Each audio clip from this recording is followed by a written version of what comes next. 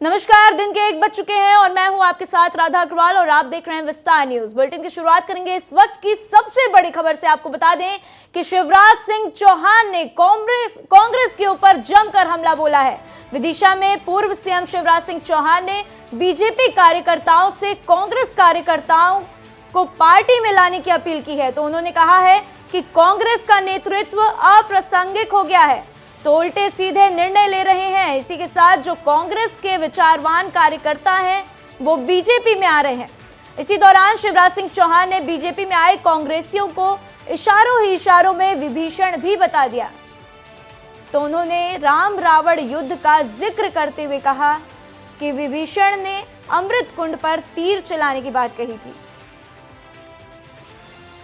तो पूर्व जिला अध्यक्ष यहां पर आपको बता दें कि मध्य प्रदेश में चुनाव से पहले बयानबाजी तेज हो चली है। विदिशा में शिवराज सिंह चौहान का बड़ा बयान सामने आया, जिसमें कांग्रेस से बीजेपी में आए नेताओं की तुलना विभीषण से कर दी है। तो पूर्व विधायक शशांक जो है उनको भी लेकर शिवराज सिंह चौहान ने बयानबाजी की और एक बड़ा बयान उन्होंने दे दिया है। तो शिवराज सिंह चौहान की तरफ से बड़ा बयान। आपको पता है कि रावण मरता ही नहीं था। भगवान ने कई बार सिर काटे, फिर सर उठ जाते। बाद में विभीषण ने कहा, कहां मार रहे हो? सिर पे। अरे नाभि कुंड में मारो, अमृत तो वही है। तो इनको पता है कहां नाभि कुंड है, वही मारो।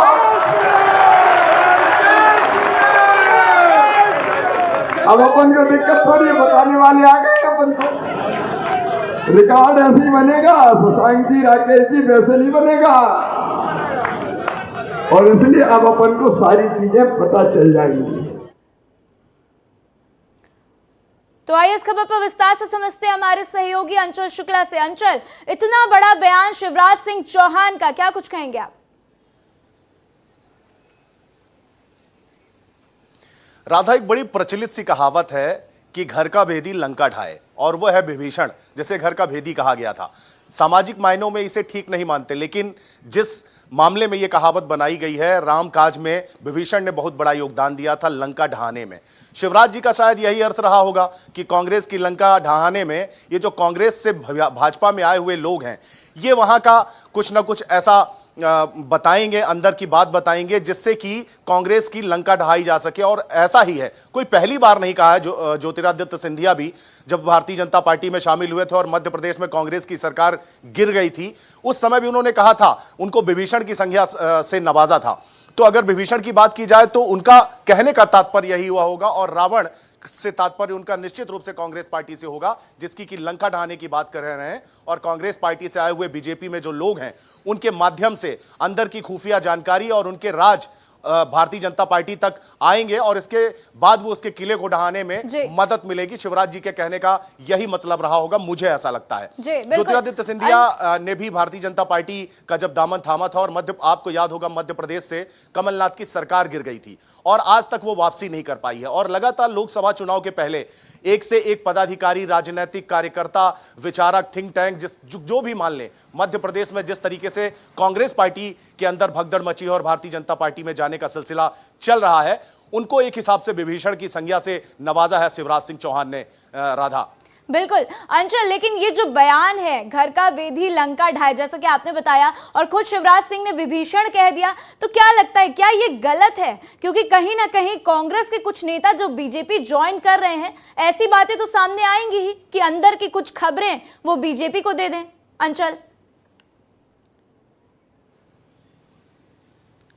नहीं, बिल्कुल सही है राधा, ऐसा होता ही है। जब कांग्रेस से भाजपा में या भाजपा से कोई कांग्रेस में जाता है तो उसके पास जो भी जानकारी होगी, क्योंकि वो अब कार्यकर्ता भारतीय जनता पार्टी का बन चुका है, तो कांग्रेस की जो कमियां हैं, जो उसकी रीति नीतियां हैं, उसको वहां तक पहुंचाने का काम ये लोग करते हैं। और आपको याद हो कि लंका ढहाने के बाद और रावण वध करने के बाद विभीषण का भगवान राम ने राज्याभिषेक भी किया था। तो ये जो विभीषण आ रहे हैं, तो ये भी जिम्मेदारी भारतीय जनता पार्टी की बनती है, अगर सही मायने में उन्हें विभीषण कहा जा रहा है कि एक सही काम करने के लिए, क्योंकि भगवान राम का साथ देकर उन्होंने कहीं ना कहीं बड़ा पुण्य का काम किया था और विभीषण की बड़ी मान मर्यादा भी हुई थी और बाकायदा भगवान राम ने उनका राज्याभिषेक किया था। अब देखना तो यह है कि जो कांग्रेस से विभीषण आ रहे हैं भारतीय जनता पार्टी में, चुनाव के बाद इनका राज्याभिषेक किस तरीके से होता है, इनको किस तरह से ओबलाइज किया जाता है, यह भी एक बड़ी बात होगी अगर शिवराज जी के कहने का मायना यह है कि विभीषण कांग्रेस की लंका लगाने में मदद कर रहे हैं। तो बिल्कुल अंचल, तमाम जानकारियों के लिए अंचल आपका बहुत बहुत शुक्रिया। तो चलिए बढ़ते हैं आगे और एक और बड़ी खबर छत्तीसगढ़ से सामने आ रही है, जहां पर छत्तीसगढ़ में एसीबी और ईओडब्ल्यू का छापा हुआ है। तो शराब कारोबारियों के ठिकानों पर बड़ी कार्रवाई हुई है। रायपुर, बिलासपुर, दुर्ग में दबिश की कार्रवाई यहां पर सामने आई, तो वहीं कुछ लोग सेवकों के ठिकानों पर भी कार्रवाई हुई है। तो यहां पर एक बड़ी खबर आपको बता रहे हैं कि कुछ लोग सेवकों के ठिकानों पर भी कार्रवाई हुई और छत्तीसगढ़ में एसीबी और ईओडब्ल्यू का बड़ा छापा, यहां पर एक बड़ी कार्रवाई।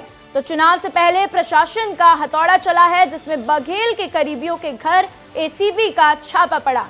तो एसीबी की चपेट में पप्पू बंसल भी आ गए हैं और ये बड़ी खबर हम आपको इस वक्त बता रहे हैं कि बघेल के करीबियों के घर पर भी एसीबी का छापा पड़ा है। तो एक बड़ी खबर, शराब कारोबारियों के ऊपर एक बड़ी कार्रवाई एसीबी की तरफ से। तो आपको बता दूं कि कुछ लोग सेवकों के ठिकानों पर भी कार्रवाई हुई है।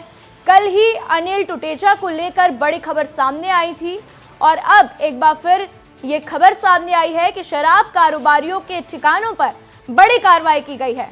तो छत्तीसगढ़ में एसीबी और ईओडब्ल्यू पर ने कार्रवाई की है। शराब कारोबारियों के ठिकानों पर कार्रवाई हुई। रायपुर, बिलासपुर और दुर्ग में टीम की दबिश है।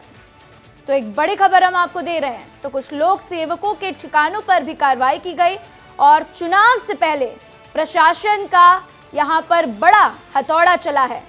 तो बघेल के करीबियों के घर एसीबी का छापा पड़ा। तो ये बड़ी खबर हम आपको बता रहे हैं। एक बड़ी खबर है क्योंकि एसीबी की चप्पे में पप्पू बंसल आ चुके हैं और एक के बाद एक एसीबी बड़ी कार्रवाई कर रही है, ईओडब्ल्यू की टीम कार्रवाई कर रही है। और इसी बीच एक और बड़ी खबर सामने आ रही है। आपको बता दें कि रायपुर से एक और बड़ी खबर सामने आई, जहां पर आबकारी विभाग के अधिकारी एपी त्रिपाठी बिहार से गिरफ्तार कर लिए गए हैं। तो शराब घोटाले में ईओडब्ल्यू की बड़ी कार्रवाई है। आपको बता दें कि आबकारी विभाग के अधिकारी एपी त्रिपाठी बिहार से गिरफ्तार कर लिए गए। तो शराब घोटाले में सबसे बड़े मास्टरमाइंड है एपी त्रिपाठी, जिनको बिहार से अब आबकारी विभाग ने गिरफ्तार कर लिया है। तो ये बड़ी खबर हम आपको बता रहे हैं कि आबकारी विभाग के अधिकारी एपी त्रिपाठी गिरफ्तार कर लिए गए हैं और बिहार से उनकी गिरफ्तारी की गई है। तो छत्तीसगढ़ शराब घोटाले में ईओडब्ल्यू की बड़ी कार्रवाई सामने आई। एक बड़ी खबर आपको बता रहे हैं, लगातार छत्तीसगढ़ में ये बड़ी खबर सामने आई है क्योंकि कल ही अनिल टुटेजा के ऊपर ईडी ने नई एफआईआर दर्ज की थी और अब यहां पर बड़ी खबर सामने आई कि एसीबी का बड़ा छापा पड़ा है। एसीबी की चपेट में पप्पू बंसल हैं और अब आबकारी विभाग के अधिकारी एपी त्रिपाठी को भी बिहार से गिरफ्तार कर लिया गया। तो शराब घोटाले में ईओडब्ल्यू की बड़ी कार्रवाई लगातार जारी है।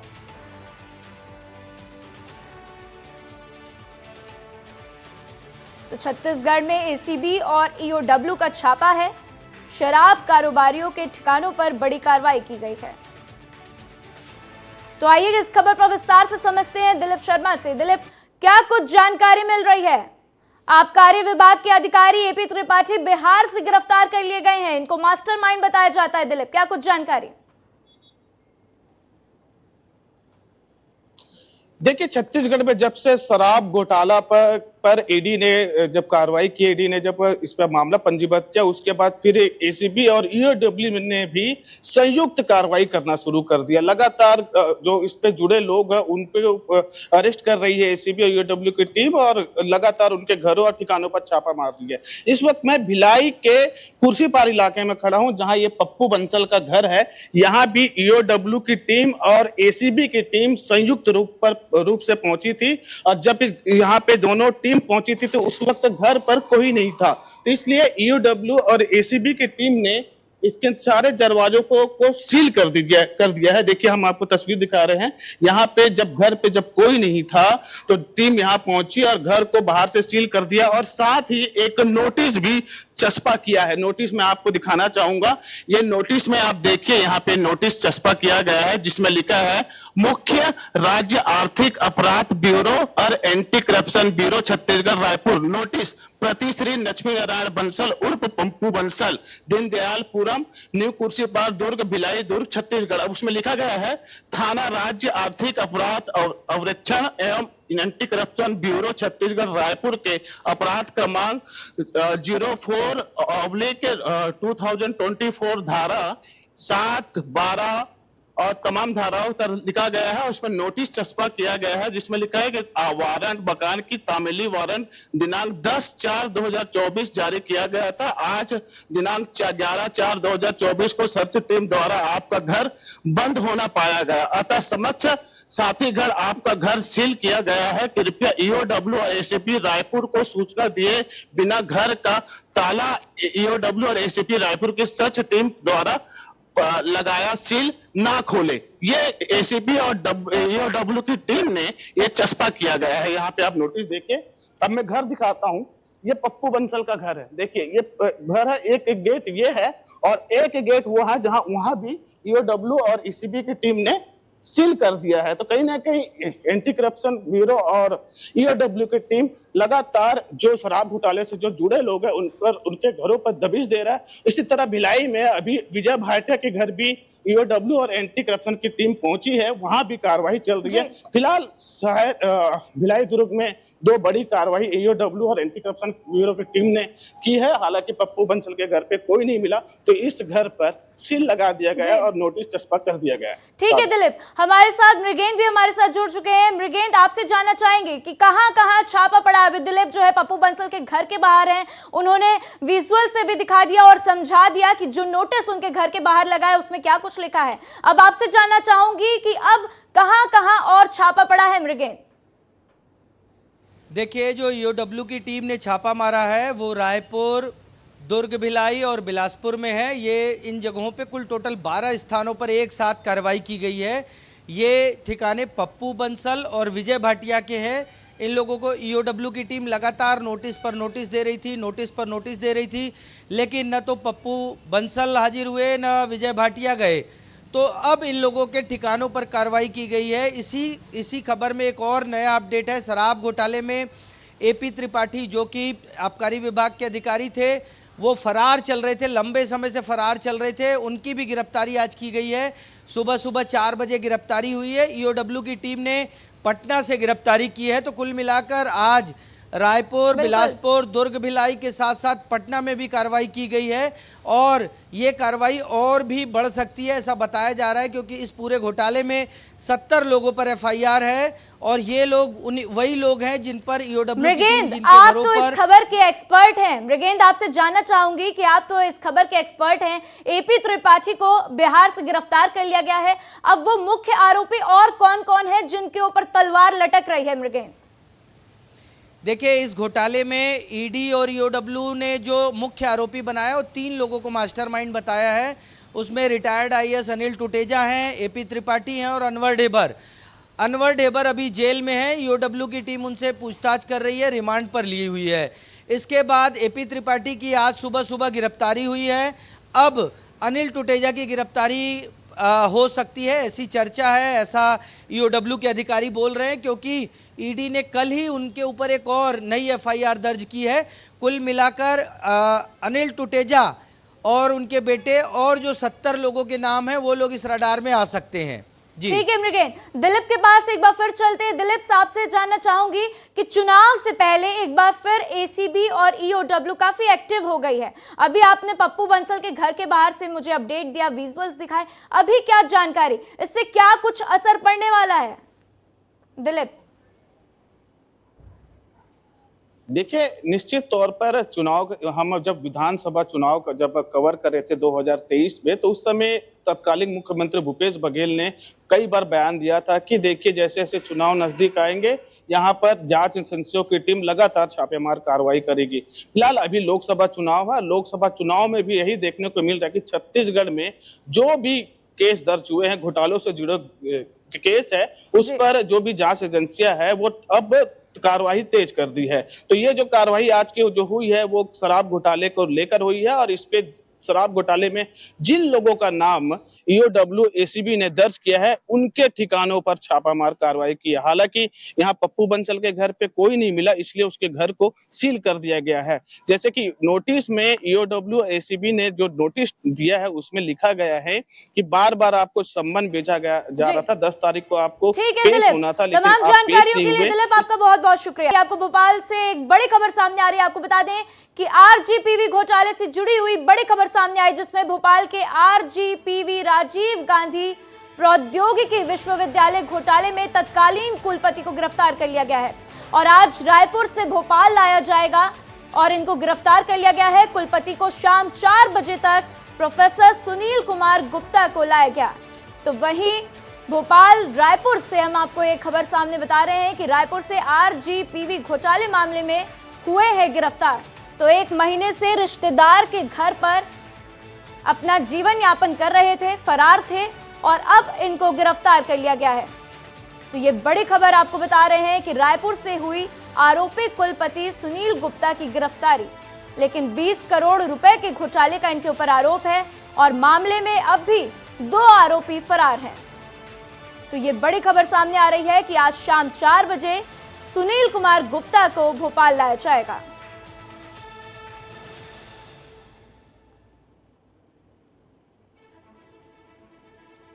तो आइए इस खबर पर विस्तार से समझते हैं हमारे सहयोगी श्याम सिंह तोमर से। श्याम, क्या कुछ जानकारी? आज इनको शाम 4 बजे तक वापस लिया जाएगा भोपाल, क्या अपडेट है श्याम?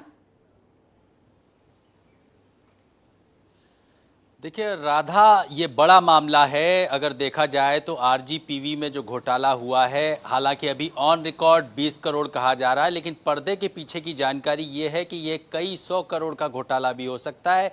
और लगातार अखिल भारतीय विद्यार्थी परिषद ये मांग करता आ रहा है कि इस पे पिछले 5 वर्षों की जो फाइलें हैं उनकी भी जाँच होनी चाहिए। और यही वजह है कि पूर्व कुलपति हो, पूर्व रजिस्ट्रार हो या पूर्व फाइनेंस कंट्रोलर हो, सभी भूमिगत हो गए थे, सभी छुपे हुए थे। इनमें से अभी पूर्व कुलपति पर शिकंजा कसा गया, उनकी लोकेशन ट्रेस की गई और रायपुर के डीडी नगर में मिली और डीडी नगर से उन्हें उनके रिश्तेदार के यहाँ से जो है पकड़ा गया। लेकिन अभी भी 2 जो कड़ियां हैं महत्वपूर्ण, पूर्व रजिस्ट्रार और पूर्व फाइनेंस कंट्रोलर, उनको पकड़ा जाना बाकी है। तो पर्दे के पीछे अभी बहुत कुछ बाकी है जिसमें खुलासा होना है। देखिए राधा, एक चीज और जो 2 लोग अभी बचे हुए हैं उनको लेकर क्या कुछ अपडेट आ रहा है? क्योंकि सुनील गुप्ता को जो है गिरफ्तार कर लिया गया है, बाकी जो 2 लोग बचे हैं उनको लेकर क्या अपडेट है श्याम? देखिए पूर्व रजिस्ट्रार राजपूत और इसके अलावा पूर्व फाइनेंस कंट्रोलर वर्मा, इनको पकड़ना बाकी है। तो पुलिस लगातार जो है उनकी लोकेशन ले रही है, उनकी मोबाइल लोकेशन के आधार पर उनको पकड़ लेगी संभवतः पुलिस। ये क्योंकि एक्शन मोड में सरकार भी चाहती है, मध्य प्रदेश सरकार चाहती है कि ये जो इतना फैलावा हो गया है, जितनी बदनामी हो रही है इस पूरे मामले में, तो इसको कंट्रोल किया जाए और इनके ऊपर शिकंजा कस के जो वैधानिक कार्रवाई वो हो। ठीक है श्याम। रोहित, आपका रुख करेंगे, आपसे जानेंगे कि पुलिस को इतनी बड़ी कामयाबी मिली है। रोहित, अब आपसे जानना चाहूंगी कि सुनील गुप्ता पर क्या क्या आरोप हैं?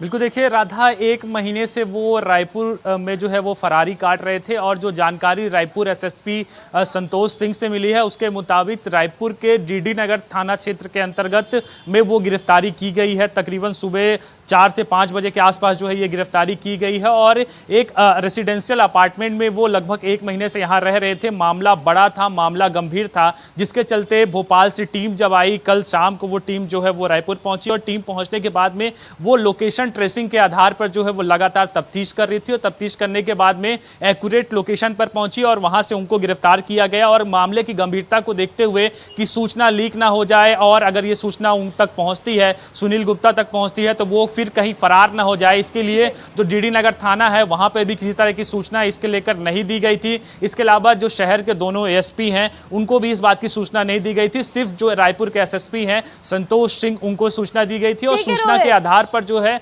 वो यहाँ से टीम ने गिरफ्तार किया है। और ठीक है रोहित, तमाम जानकारियों के लिए आपका बहुत बहुत शुक्रिया। कि सरगुजा लोकसभा सीट की राजनीति इन दिनों बेहद गर्म हो गई है और अब आरोप प्रत्यारोप का दौर तेज हो गया है। भाजपा सरगुजा लोकसभा सीट से चिंतामणि महाराज को टिकट दिया है, लेकिन बीजेपी का यह दाव कहीं उल्टा न पड़ जाए, क्योंकि 2023 में कांग्रेस से विधानसभा का टिकट नहीं मिलने पर चिंतामणि महाराज ने बीजेपी ज्वाइन किया था। लेकिन चिंतामणि महाराज के ऊपर भाजपा ज्वाइन करने से पहले भाजपा ने चिंतामणि महाराज के ऊपर एक आरोप पत्र जारी किया था, और अब जब चिंतामणि महाराज भाजपा से लोकसभा सीट के प्रत्याशी हैं, तो कांग्रेस विधानसभा चुनाव के समय जारी किए गए इसी आरोप पत्र को वायरल कर रही है। इससे सरगुजा में भाजपा की किरकिरी हो रही है, तो वहीं दूसरी तरफ भाजपा के नेता इसे कांग्रेस का प्रोपेगेंडा बता रहे हैं। आपको बता दें कि राजनाथ सिंह रीवा पहुंच चुके हैं और क्या कुछ कह रहे हैं, सुनिए। कहती हैं भाई, भारत जितनी तेजी के साथ आगे बढ़ रहा है, 2027 2024 है, 2026 समाप्त होते होते ही हमारा भारत दुनिया की टॉप 3 कंट्रीज में आकर खड़ा हो जाएगा, दुनिया के 3 देशों में खड़ा हो जाएगा। और मैं भी विज्ञान का ही छात्र हूं, अर्थशास्त्र के बारे में भी थोड़ी बहुत मैं जानकारी रखता हूं।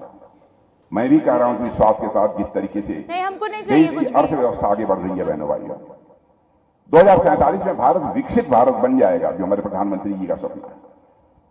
लेकिन मुझे लगता है कि 2070-2072 आते आते विश्व की सबसे बड़ी आर्थिक शक्ति यदि कोई बनेगा तो हमारा और आपका भारत ये बने, हमारा और आपका देश भारत बनेगा। ऐसा मेरा पक्का विश्वास है। भारत के बारे में धारणा लोगों की बदल गई है। पहले हम लोग जाते थे, ये भाषण करते थे अंतर्राष्ट्रीय मंचों पर, तो हमारी बातों को गंभीरतापूर्वक नहीं लेते थे। आज यदि हम बोलते हैं तो कान खोलकर सुनते हैं कि भारत बोल क्या रहा है। यह भारत की हैसियत बन गई है। भारत का कद बहुत ऊंचा हुआ है। सब मिला जुलाकर कहना हो तो मैं कहूंगा कि मोदी जी के काम का ट्रैक रिकॉर्ड बहुत शानदार है। अब एक घटना मैं आपको बताना चाहता हूं। मैं चूंकि रक्षा मंत्रालय से, तो हमारे इंडियन नेवी, जल सेना जानते हैं नेवी के लोग, नेवी के 8 अधिकारी कतर में काम करते थे, दूसरे देश कतर में काम करते थे, रिटायर हो चुके थे, रिटायरमेंट के बाद कतर में काम करते थे। किसी मामले में कतर की अदालत ने उनको फांसी की सजा दी, लेकिन ये तो हमारे भारत के नागरिक। हमारे प्रधानमंत्री ने चिंता की, और उसके बाद हमारे प्रधानमंत्री ने टेलीफोन उठाकर कतर के राष्ट्रपति से सीधे बात की।